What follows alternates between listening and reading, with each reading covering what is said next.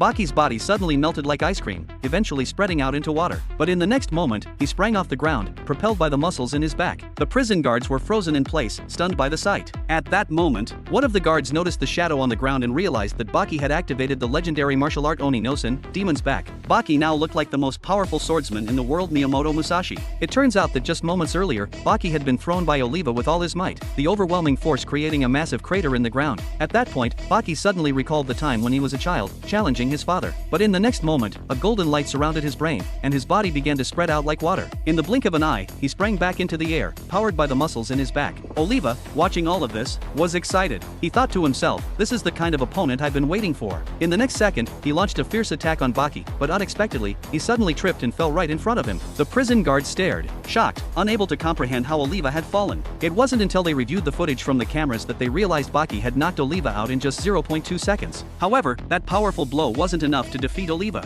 Soon, Oliva woke up. He realized that Baki's speed was too fast. His brain needed at least 0.5 seconds to send commands to his body, meaning he couldn't avoid Baki's attacks in time. Just then, Oliva raised both his hands high and then swung them down with immense force. His body instantly turned into a ball, with not a single opening to be seen. The next second, Baki launched an attack, but unexpectedly, he was sent flying back. It was Oliva's ultimate technique. Through special training, he could control the size of his muscles at will. But at that moment, Baki came up with a plan. He made his joints as flexible as springs, then threw a punch with all his strength. To his surprise, the punch felt like it hit a steel plate. While Baki was stunned, Oliva suddenly grabbed his hand. Before Baki could react, Oliva transformed, becoming as fierce as a wild beast, biting down on him and slowly starting to swallow him whole. Then, Oliva began to control his muscles, squeezing Baki mercilessly. Eventually, he spat Baki out, who collapsed to the ground, unable to rise.